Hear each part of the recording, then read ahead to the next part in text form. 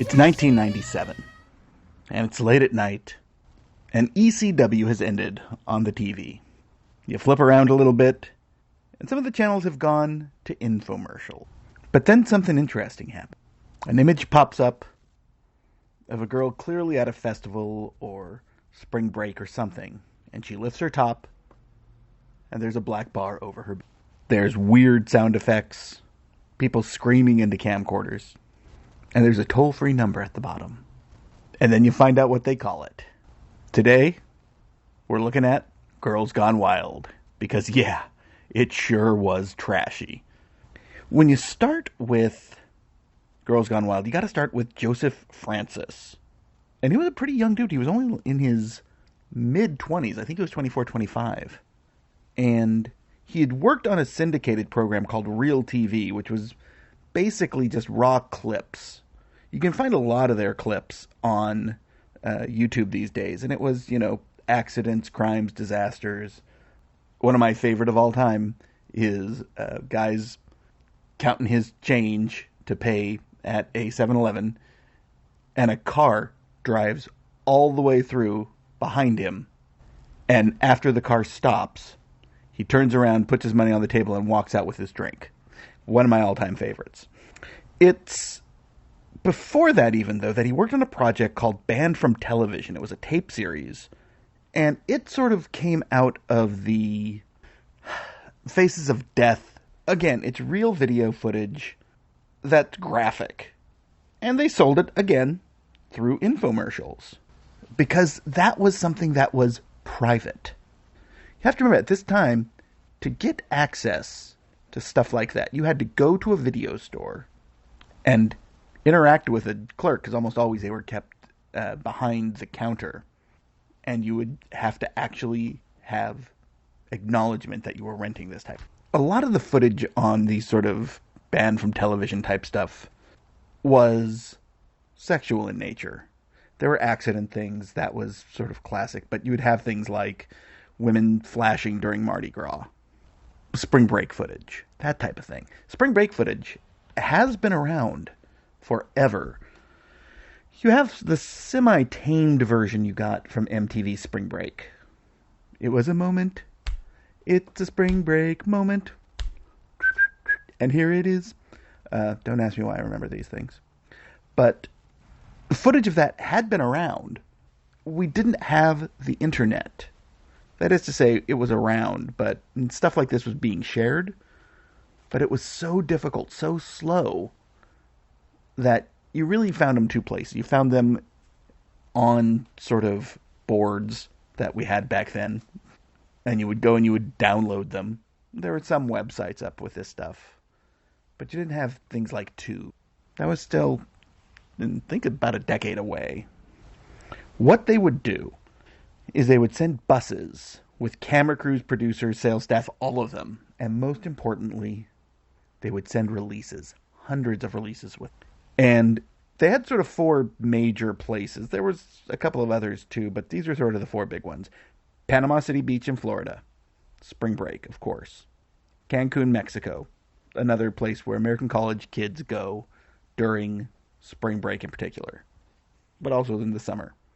Mardi Gras in New Orleans. And Las Vegas, Nevada, which was a much hardier party town back then. It was just starting to turn into sort of a family playground where it was for a little while. Now it's whatever it is. I don't love Vegas anymore. I used to love it. But the crew would approach young women in bars, beaches, anywhere, offering cash, usually a t-shirt or a hat. And they wanted to get people to sign releases because the videos would be distributed nationally. Typically, they went for people who were drinking. And what they really wanted was to be in a place where they had the pressure of performing around them. You wanted to prove you were grown up. And these were typically kids in their early 20s, late teen, and sometimes not even that. They wanted to create this space and take advantage of a space where saying yes seemed like the easier option. Flashing was the big thing. And that's easy to find in New Orleans. It's really easy to find in Panama City during spring break. But that wasn't all there was. There were also whole beautiful montages of women making out on the beach. I can remember one, I think it was in Vegas. Because yes, I bought a couple. Shoot me. It gives you this strange sensation that reality TV has banked on in the 2000s. This idea of documentary authenticity without the back end of it. All they cared about was getting a release signed. And they thought that anything they did with that footage afterwards was okay. Delivering via TV ads makes it real easy. You just buy cable time. And there were so many cable channels popping up at that point. So many late night shows on regular TV, terrestrial TV, that you could get the message out there fairly cheaply. And each tape was sold for $9.99. And you would get like, get two for $15.99 or things like that. So smart. Now, interesting thing is it started in 97. It was really peaking around 1999, 2000, somewhere in there. But by 2002, they had done 80 separate titles. And the big parent company was called Mantra Entertainment, and it had $40 million annual revenue at its peak. And here's the thing. It wasn't porn. Or at least it wasn't marketed as porn. In the same way that the Nudie Cuties or the Naturalist films of the 1950s and 60s were sort of shown as documentaries of the life of nudists and so on and so forth. They avoided the porn tag. This sort of had that same idea.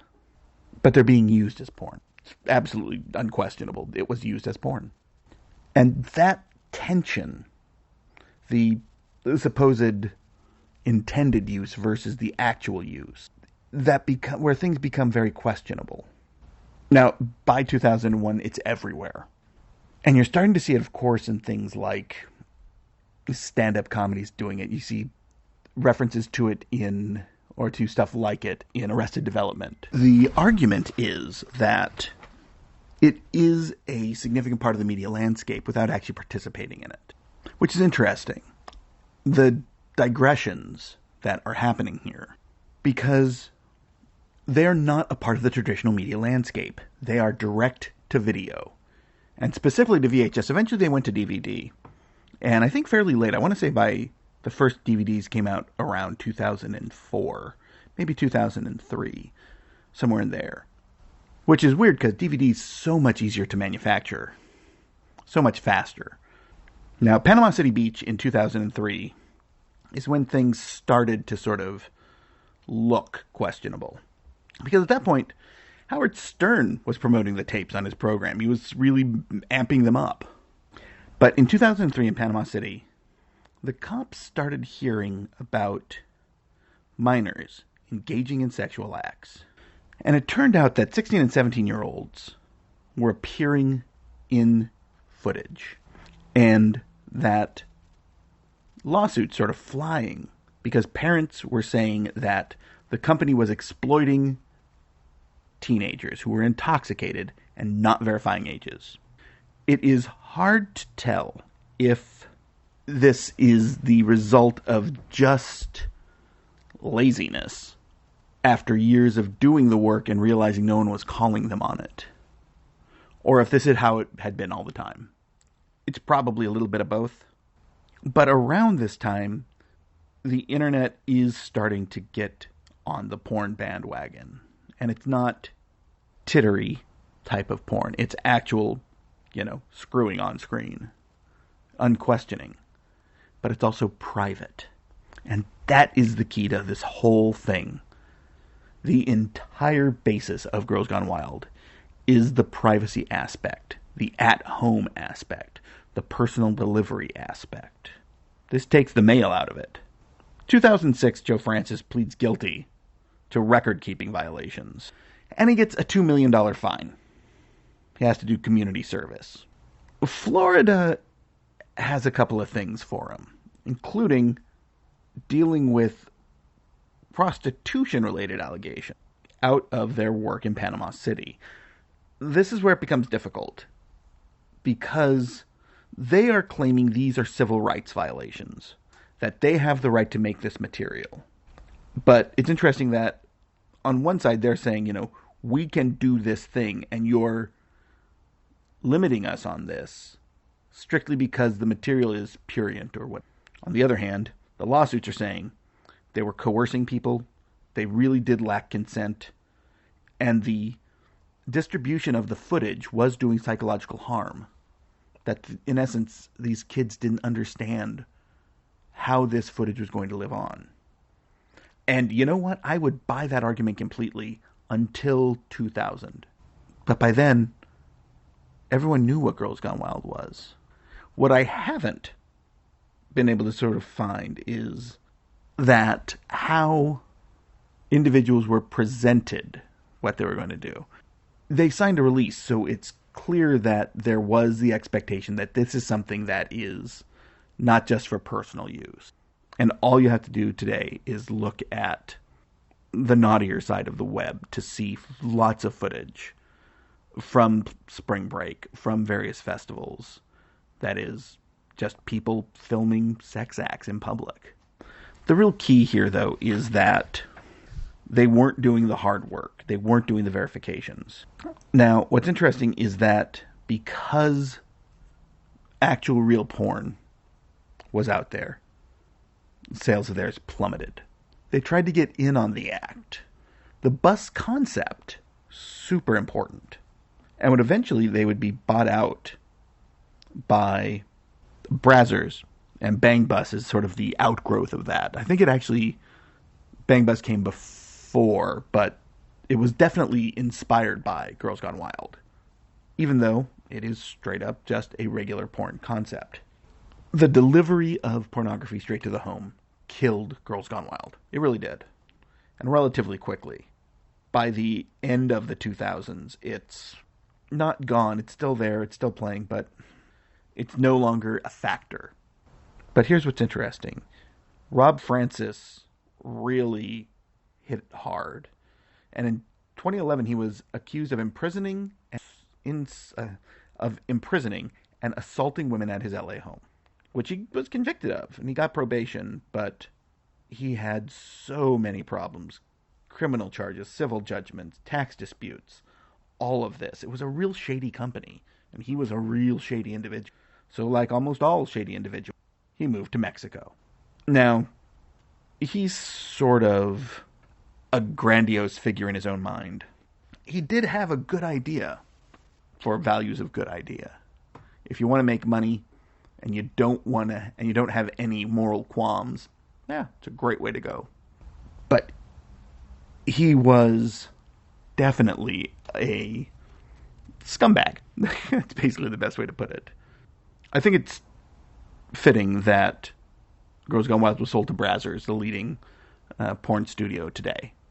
I think that the concepts there is really smart. Because the irony, of course, is without the existence of Brazzers, who knows how important Girls Gone Wild would have became, because it was on the web, but it never had the impact. There are questions abounding on the Girls Gone Wild videos. How many of them have been fully vetted for underage participation? How many of them are today still in circulation? Some were seized.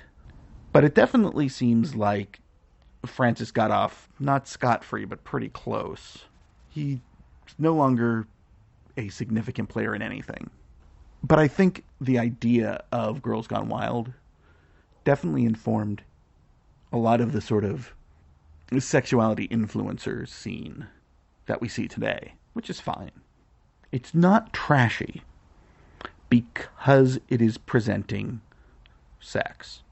It's trashy because the way it's doing it has no redeeming social value. It really doesn't. They had a market, and they knew they would always have a market. Except they didn't realize that other people's entry into that market would be easier and cheaper. That's it for another episode of Trashy. Next time, we're going to look at clothing. Because I can't think of a better definition of trashy than Von Dutch. So I hope you'll stay tuned. Because If you hate yourself for loving it, pretty much sure it's trashy.